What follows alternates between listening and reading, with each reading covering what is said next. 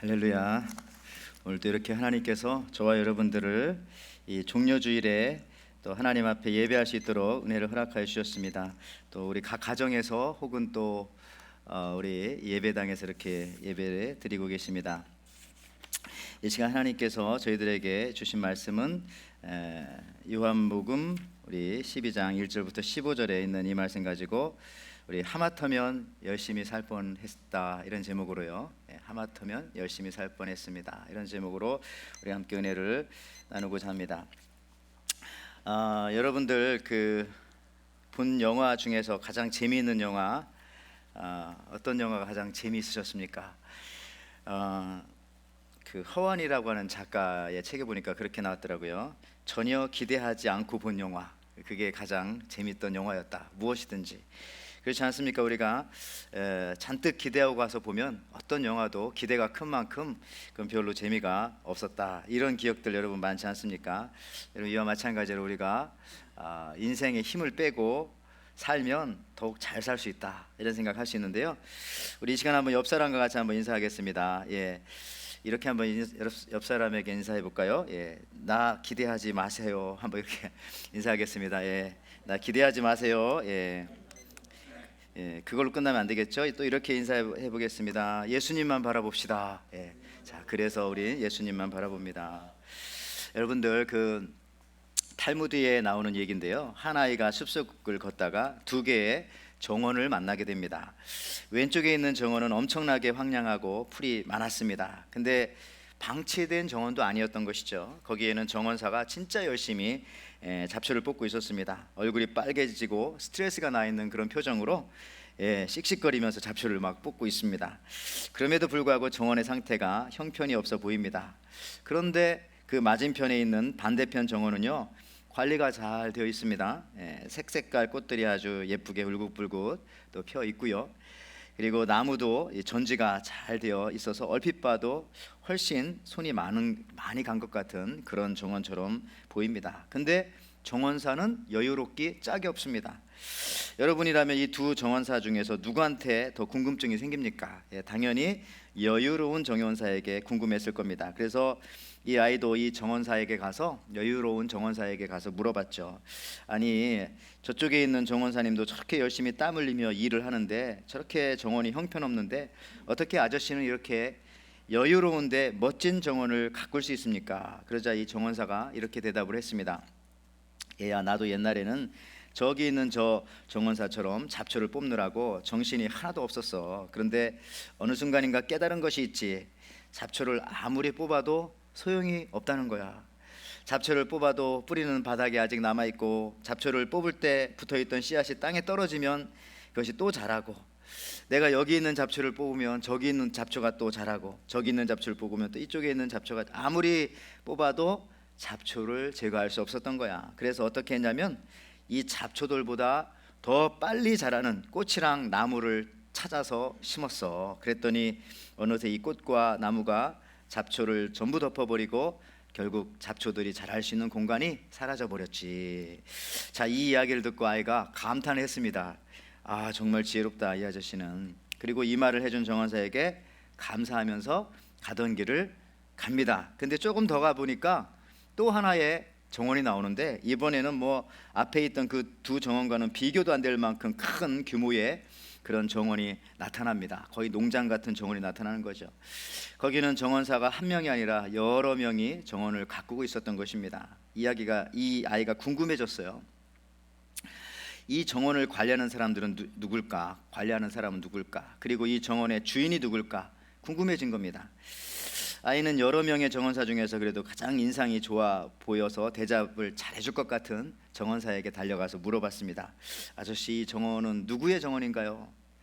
정원사가 웃으면서 이렇게 이야기를 해줬습니다. 이 정원의 주인은 아주 유명한 의사야. 그 의사는 이 정원에서 나는 독초를 가지고 약을 개발해서 팔았는데 그 덕분에 엄청난 부자가 됐어. 여러분, 이 이야기, 세 개의 정원 이야기가 나오잖아요. 그 뜻이 무엇인지 짐작하시겠죠? 첫 번째 정원사는 문제에 집중했습니다. 잡초를 뽑느라고. 근데 해결하지 못하죠. 두 번째 정원사는 강점에 집중을 한 것이죠. 강점에. 그렇지만 뭐 한계가 있습니다. 세 번째 정원의 주인은 독초를 약초로 만든 의사인데 오히려 이 의사는 그 문제를 이용해서 많은 돈을 벌었다. 또 다른 가치를 가져왔다. 완전히 다른 방법입니다. 그러니까 첫 번째는 문제 중심, 문제 해결 중심. 두 번째는 강점 중심. 그렇지만 세 번째 사람은 문제를 활용해서 더 큰 가치를 창출하는, 어떻게 보면 세 번째 부류가 우리 예수 믿는 사람들인 거죠. 하나님께서 왜 우리들에게 고난을 주시는가? 왜 우리에게 그리스도인들에게도 고난을 잠시 허락해 주시는가? 대략 좀 상상해 볼 수 있는 그런 내용입니다. 우리 이어령 교수 그분이 한때 이런 얘기 했었잖아요. 아이가 놀다가 물을 쏟으면 세 종류의 아이가 있대잖아요. 대부분의 아이들은 물을 딱 쏟고 나서 이거 내가 한 거 아니야, 아니면 앞에 있는 친구에서 너 때문이야, 뭐 책상에 뭐 기울어졌어, 이렇게 얘기하는 핑계를 대는 아이들이 대부분 많고, 아주 도덕적인 아이는 물이 딱 엎어지면 어떻게 됩니까? 얼른 가서 수건이나 휴지나 걸레 같은 걸로 얼른 물을 닦습니다. 도덕적이죠. 그렇지만 세 번째 영적인 아이는 어떻게 하느냐?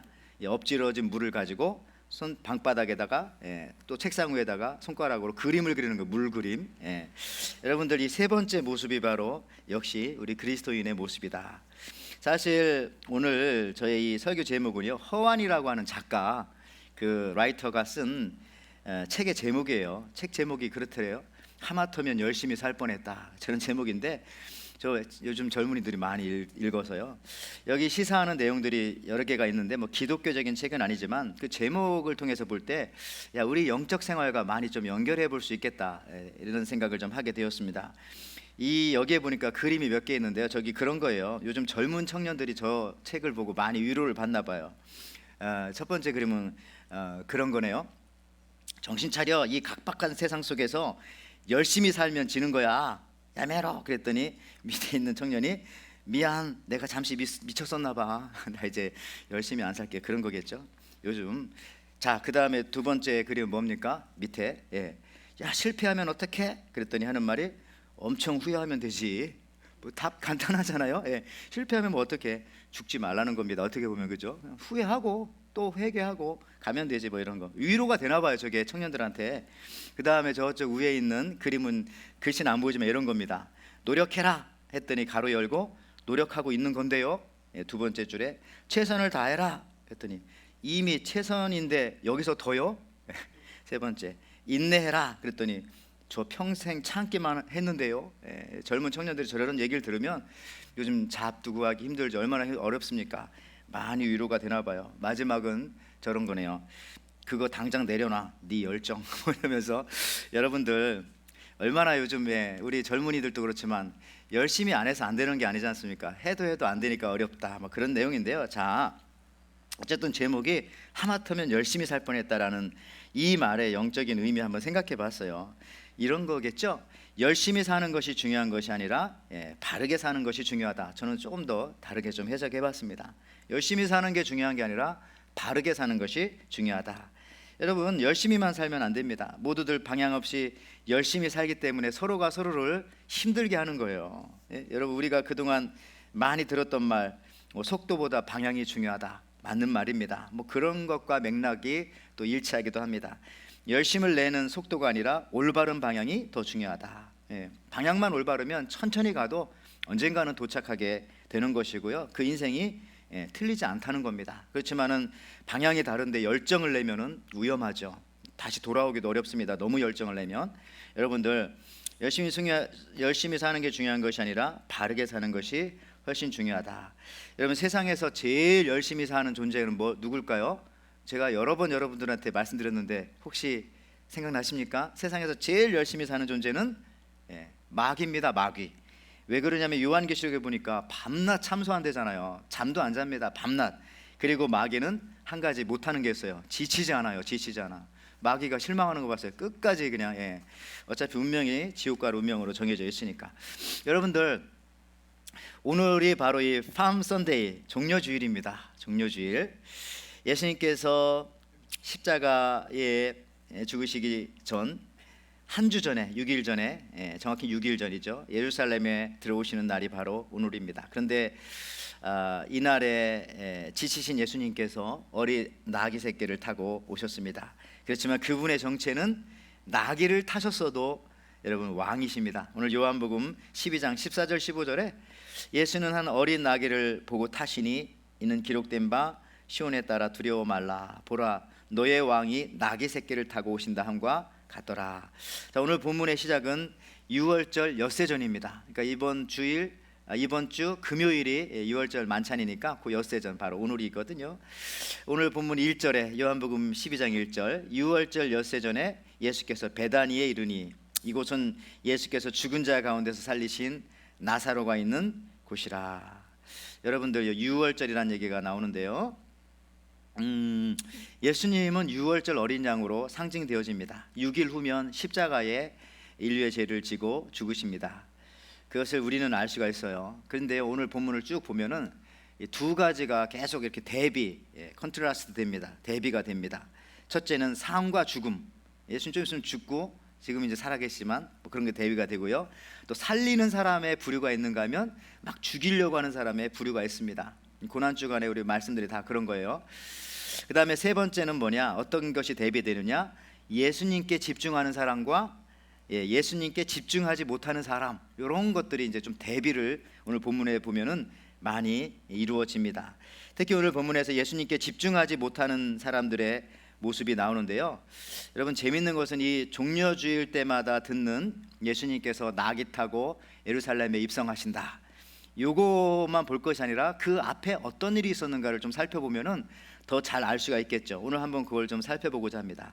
예수님께서 나귀 타고 예루살렘에 바로 들어가시기 전에 어떤 일이 있었는가 오늘 본문에 나오지 않습니까? 순전한 한 나드 향유를 예수님께 드린 마리아의 모습이 나옵니다. 근데 그와는 반대로 대비되어서 누가 나옵니까?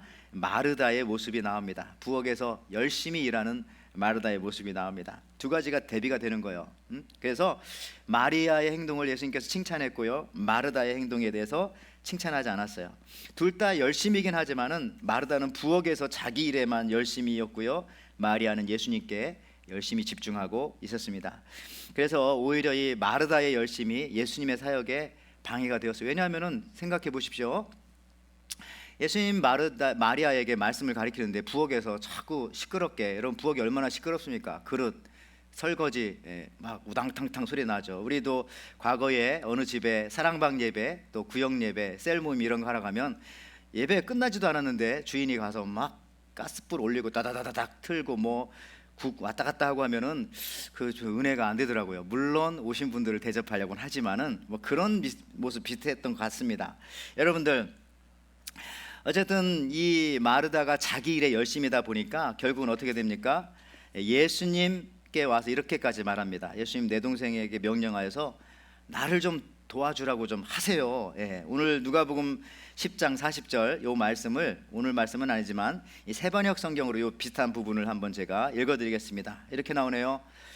그러나 마르다는 여러 가지 접대하는 일로 분주하였다. 그래서 마르다가 예수께 와서 말하였다. 요 뉘앙스를 한번 보십시오. 주님, 내 동생이 나 혼자 일하게 두는 것을 아무렇지도 않게 생각합니까?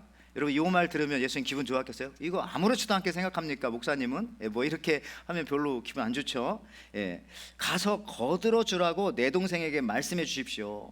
지금 화가 났는데 동생한테 화난 게 아니라 예수님한테 화가 난 거네요.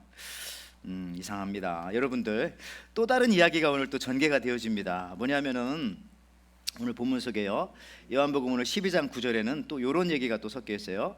유대인의 큰 무리가 예수께서 여기 계신 줄 알고 오니 이는 예수만 보기 위함이 아니요 죽은 자 가운데서 살리신 나사로도 보려 함이라. 여러분 유대의 많은 사람들이요 예수님께 나왔는데 그것이 예수님만 보려고 온 것이 아니라 누구 보려고 왔다고요? 죽었다 살아난 나사로도 보려고 온 것이다. 이거 나론니 버돌스죠. 그러니까 여러분들 오늘 여러분 예배 드리러 왔을 때 하나님만 만나러 왔습니까? 아니면 뭐 또 다른 생각으로 오신 분 혹시 계십니까? 그러면 안 된다는 겁니다. 그냥 하나님만 만나러, 예수님만 만나러 와야지. 여기도 예수님만 보러 온 것이 아니라 나사로도 보려고 왔어요. 여러분 겉으로 보기에는 믿음 있는 사람들처럼 보이지만 아니라는 겁니다. 그러니까 예수님만 바라봐야 합니다. 나사로가 죽었다 살았지만은 조금 있으면 나사로 또 죽습니다. 그러니까 여러분들, 그러니까 이런 얘기죠. 아무리 죽었다 살아났다 할지라도 예수님이 언제나 먼저다. 죽었다 살아난 그게 중요한 게 아니라 예수님이 먼저다. 예수님께만 주목해라. 그래서 어떻게 보면 오늘 종려주일의 메시지이기도 하죠. 여러분, 또 하나의 이야기는 12절부터 예수님이 이제 예루살렘에 이제 입성하는 장면이 나오지 않습니까? 이때 사람들이 호산나 호산나 하면서 환영합니다. 요한복음 12장 13절, 종려나무 가지를 가지고 맞으러 나가 외치되 호산나 찬송하리로다. 주의 이름으로 오시는 이 곧 이스라엘의 왕이시여 하더라. 여러분, 그냥 나간 것이 아니라 종려나무 가지를 들고 나와서 흔들면서 조용히 얘기한 것도 아니고 막 외쳤습니다. 찬송하리로다 주의 이름으로 오시는 이여 하면서. 열심이죠. 여러분, 열심이지 않으면 어떻게 나가서 이거 막 흔들겠습니까? 예배 나오는 것도 어려운데 이거 예배도 아니고 누가 왔는데 바깥에 나가서 그것도 뭐 박수 치는 것도 아니고 종려나무 가지를 구해와야 될 거 아니에요. 그다음 소리쳐야 되고요. 굉장히 최고의 열심을 나타내는 단어, 또 이스라엘의 왕이시여, 아도나의 킹 막 이러면서.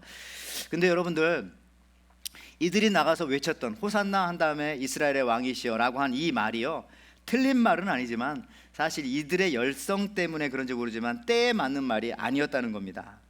그래서 이 분위기에 휩싸여서 막 외쳐대는데요, 사실은 여러분들, 예수님이 왜 죽으셨습니까? 예수님께서 죽으신 이유는요, 바로 이 군중들의 말에 의해서 어떻게 보면 시작된 거죠. 유대 종교 지도자들이 로마 법정에 고소한 것이에요. 우선 이 유대 종교 지도자들은요, 자신들의 종교법에 의해서 먼저 심판합니다. 예수님을 심판했는데 제목이 뭐냐? 자칭 하나님의 아들이라고 하여서 신성 모독죄로 심판하죠. 근데 그 당시 로마의 식민지였던 유대인들에게는 다른 여러 가지 간단한 집행권은 있었지만 이 사형 집행권이 없었습니다. 그래서 이 사형 집행권을 가지고 있던 로마인들에게 제사장들이 가서 이 젊은 청년이 이스라엘의 왕이라고 하고, 이렇게 많은 사람들이 지금 따라다니면서 호산나 호산나 하면서 이스라엘의 왕이라고 한다, 이건 반란이다, 반란죄로 그 제목으로 예수님을 십자가에 죽게 만들었던 겁니다. 자, 오늘 요한복음 10장 33절에도 나오죠. 유대인들이 대답하여 선한 일로 말미암아 우리가 너를 돌로 치려는 것이 아니라 신성 모독으로 인함이니, 그죠? 신성 모독죄입니다.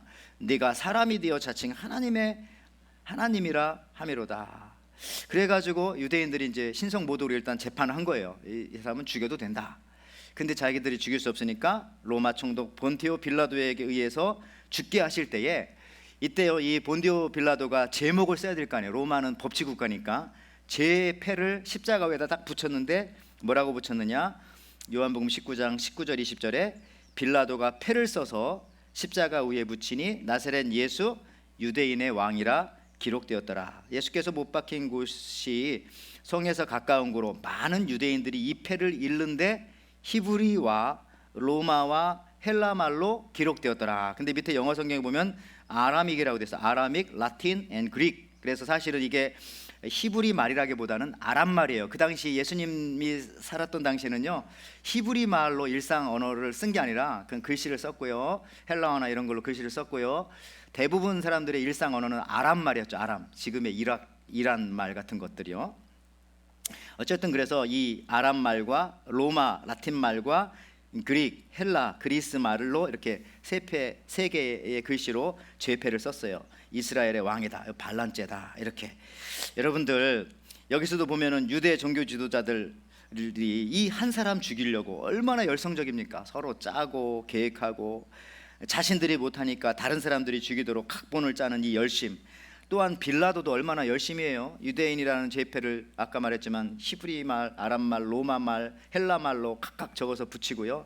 이런 열성이 어디 있습니까? 근데 그것은 살리는 열심이 아니라 죽이는 열심이었다. 여러분, 어떤 면에서 이 빌라도 역시 열심히 살았는데요, 빌라도가 원래 출신이 흙수저입니다. 흙수저. 근데 총독의 자리까지 올라왔다는 것은 인생을 굉장히 열심히 살았다는 거예요. 여러분, 이 빌라도라고 하는, 필레우스라고 하는 이 말은요, 로마 말은요, 로마 시대에 자유를 얻은 노예에게 붙여졌던 그런 이름이에요. 빌라도가 원래 그러니까 노예의 아들이거나 뭐 그런 삶을 살았는데 지금 총독 자리까지 왔으니까 얼마나 자수성가 열심히 살았겠습니까? 근데 여러분, 이렇게 열심히 사는 것이 오직 예수님을 향해 있으면 참 좋겠지만은 그렇지 않으면은 더 큰 죄를 가져올 수 있다라고 하는 겁니다. 여러분, 아니 어떤 면에서 이 나의 잘못된 열심이, 나의 이 비성경적인 열심이 결국은 예수님께 대항하고 또한 집중하지 못하게 할 수도 있다는 겁니다. 그래서 오늘 이 설교 제목처럼 여러분, 하마터면 열심히 살 뻔했다. 근데 이걸 제목을 좀 바꾸면 우리 하마터면 예수님 없이 열심히 살 뻔했다. 이거 저주입니다. 예수님 없이 열심히 사는 거는요, 그냥 열심히 살다가 그냥 저주받고 죽는 거예요. 그러니까 예수님 없이 살면 안 됩니다. 그러니까 하마터면 예수님 없이 열심히 신앙생활을 할 뻔했다. 이거는 더 큰 나쁜 일이죠. 여러분, 신앙생활 예수님 없이 열심히 하면 절대 안 됩니다. 차라리 그냥 안 하는 게 낫죠. 하마터면이란 말 얼마나 중요합니까? 이렇게 말을 바꿔 생각해 볼 수 있다는 겁니다. 결국 이 잘못된 열심은 부작용을 가져오는데, 그건 뭐냐? 자기가 기대하는 것이 아닐 때에 거기서 큰 배신감을 가지고 공격하게 되어집니다. 오늘 이 무리들도요, 예수님한테 호산나 호산나 이스라엘의 왕이여 막 이렇게 하던 이 목소리가 6일 후에 똑같은 그 사람들이 같은 목소리로 뭐라고 합니까? 바라바를 놓아주고 예수를 십자가에 못 박아라, 예수를 십자가에 못 박아라, 막 이렇게 하지 않습니까? 그러니까 여러분들, 차라리 올바르지 않고 무열정이 더 나을 수도 있다는 거예요. 그 자살률이 제일 높은 계절이 언제라고요? 지금 같은 이런 봄입니다. 요 3월 달.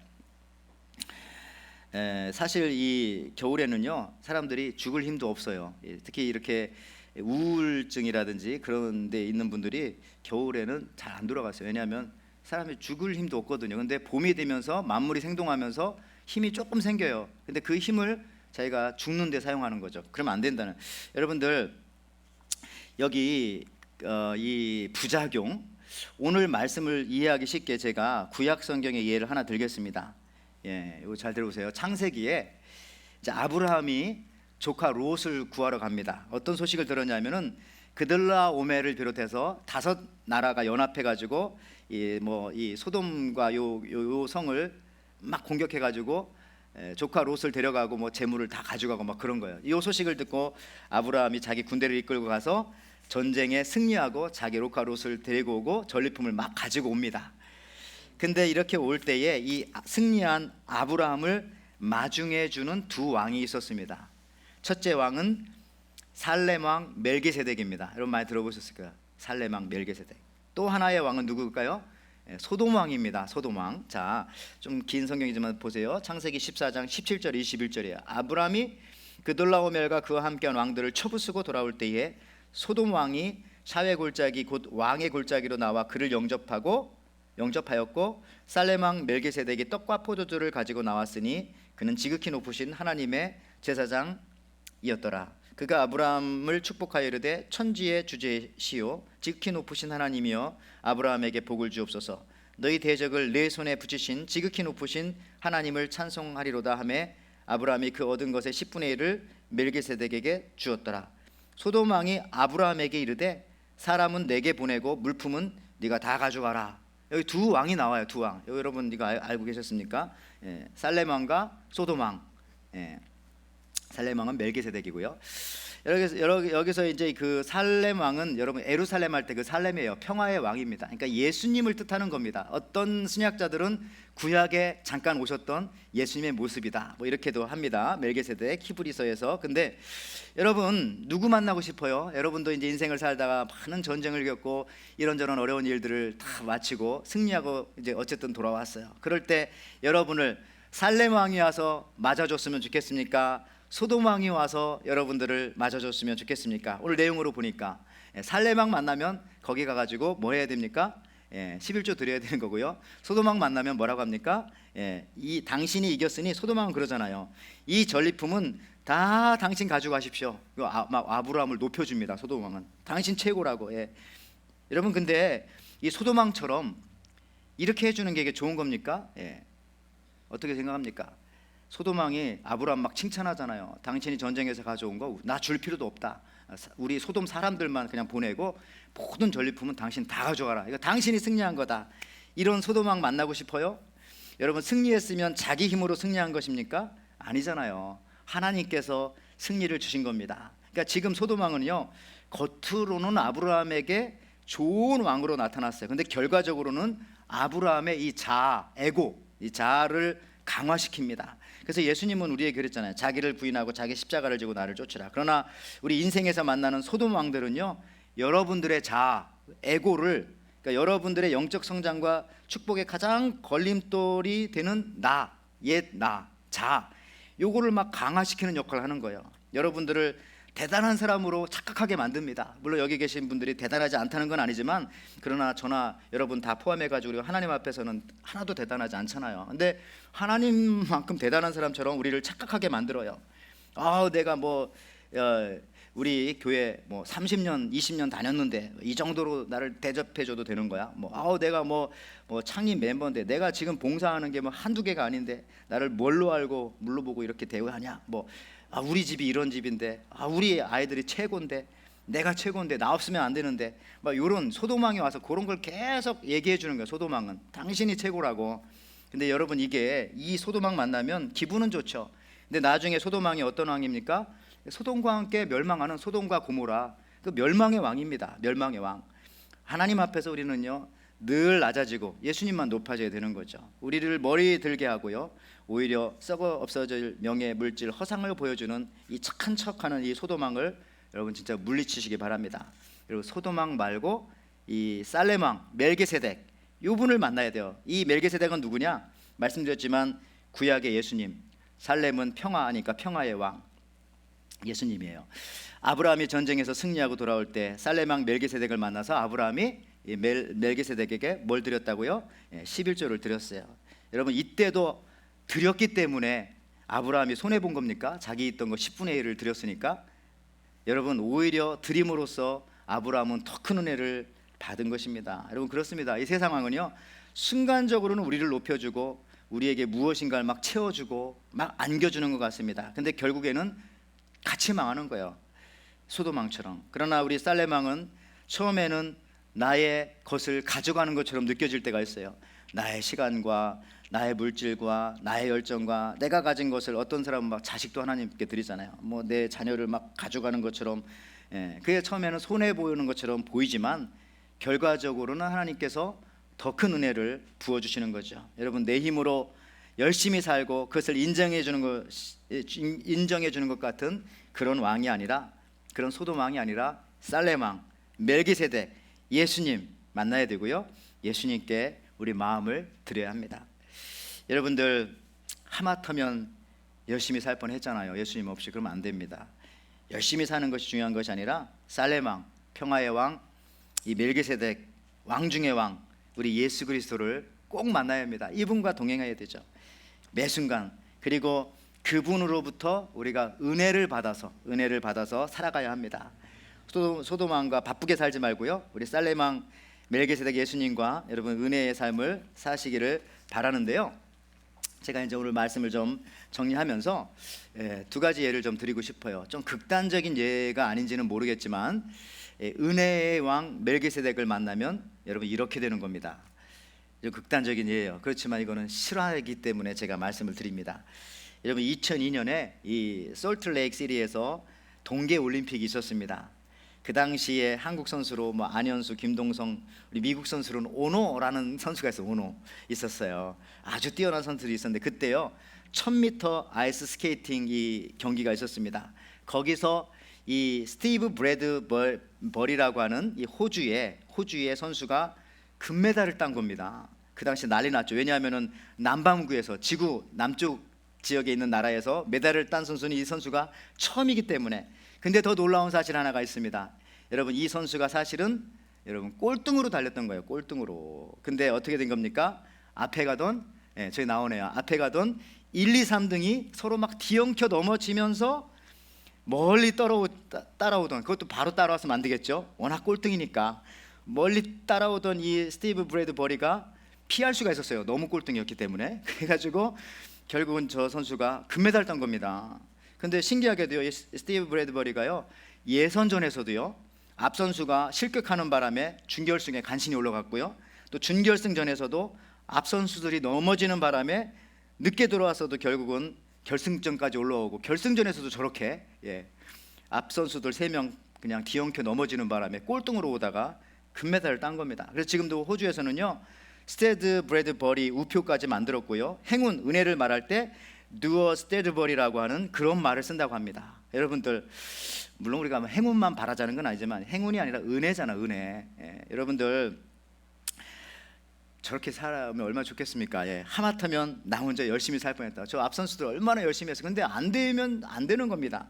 그렇지만 하나님께서 조금만 밀어주시면, 이 얼음판 같은 세상에서 조금만 밀어주시면 쫄딱 미끄러져서 망하기도 하고, 조금만 앞으로 잘 밀어주시면 1등도 되는 거예요. 전혀 딸 수 없는 사람들이. 여러분들, 우리 기독교인들은요, 열심히 살기보다는 어떻게 해서든지 주님의 은혜 받고 살 수 있도록, 어떻게 해서든지, 무엇보다도 은혜, 그거 하나가 최고입니다. 여러분, 태평양 열심히 수영 쳐서 건널 생각하지 말고 배를 타면 되는 거고요, 파리처럼 태평양 날라서 건널 생각하지 말고 비행기 화물칸 침에 딱 붙어 있으면 10시간이면 넘어오지 않습니까? 이게, 이런 것들이 여러분 은혜죠. 인생도 이렇게 사는 사람들이 많이 있고요, 그게 우리 기독교인들인 거예요. 우리 한국에 그 악동 뮤지션이라고 있습니다.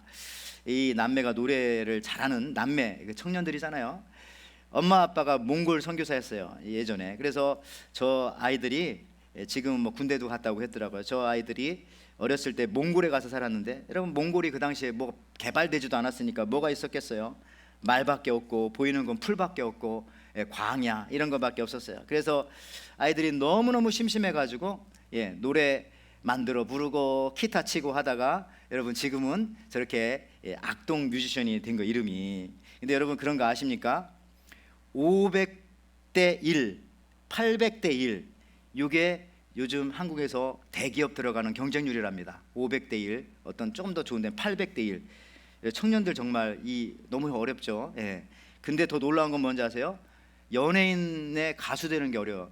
예를 들어 가지고 슈퍼스타 K 같은 경우에요, 경쟁률이 얼마냐 하면은 197만 대 1이랍니다. 거기서 1등, 197만 명이 지원한다는 거예요, 말하자면 세계에서. 그런데 하나님께서 저렇게 살짝 밀어주니까 쟤네들이 저렇게 됐잖아요. 악동 뮤지션. 뭡니까? 여러분, 저 아이들의 엄마가, 지금 엄마 아빠가 선교사님이었고 지금은 여기저기 돌아다니시면서 자녀교육 특강 하시더라고요. 근데 그 주제가 뭔지 아세요? 이겁니다. 엄마 아빠가 딴짓할 수 있는 기회를 줍시다. 딴짓할 수 있는 기회. 그냥 엄마 아빠가 그냥 너무 열심히기 때문에 아이들의 능력이 묻히고, 더 무서운 것은 뭐냐? 하나님이 부어주시는 은혜까지도 다 막아버린다는 거예요. 하나님이 은혜 부어주실 틈까지도 자기들이 다 계획을 짜가지고 하니까 주시는 것도 못 받고, 결국은 열심히 고생은 고생대로 하고, 어렵잖아요. 여러분들, 하나님께 다 맡기는 겁니다. 우리 예수님 앞에 마르다가 되면 안 되고요, 마리아처럼 우리는 예수님 앞에 자기들의 열정만 내세우면서 호산나 호산나 무슨 뜻인지도 모르고 목청 터지게 외쳤던 그런 무리들이 되면 안 되고요, 우리는 주님만 만나러 와야지. 죽었다 살아난 나사로까지 그냥 만나려고 왔는데, 여러분들 나중에 잘못, 이런 사람도 있었을 거예요. 예수님 보러 왔는데 나사로 보고 그 나사로가 예수님인 줄 알고 돌아간 사람도 있었을지도 모르겠어요. 그러면 안 된다는 거죠. 그래요, 여러분, 우리는요, 예수님 앞에 멋진 말이 아니라, 말, horse, 이렇게 타고 다니는 말이 아니라 오늘 본문에 나온 어린 나귀, 이 동키 같이 되어야 합니다. 우리가 나귀 새끼가 되어야 하죠. 나는 좀 줄어들고 주님만 하이라이트 이렇게 막 부각시키는 그런 인생 되시기 바라고요. 예수님만이 드러나는 교회가 진짜 교회입니다. 예수님만이. 뭐 건물이 좋다, 뭐가 좋다, 시스템이 좋다, 이게 아니라 예수님만이 드러나는 교회. 이게 교회는 그냥 이 동키, 그냥 나귀 새끼일 뿐이에요. 우리들은 나귀 새끼. 예수님만이 드러나는 설교, 예수님만이 드러나는 성도가 진짜 성도죠. 자기는 드러나지 않고 예수님 태우니까 예수님이 동키를 다 가렸겠죠. 이렇게 조그마니까. 여러분, 우리는 예수님을 드러나는 일 외에는 다른 것에 하마터면 열심 내지 맙시다. 앞으로 다른 것 아니고요, 예수님만 드러낼 수 있다면, 여러분, 이 종려주일에 예수님만이 나의 진정한 왕이요, 예수님만이 저와 여러분의 인생의 주인 되시는 그런 복된 인생 되시기를 주님의 이름으로 축원을 드립니다. 아멘.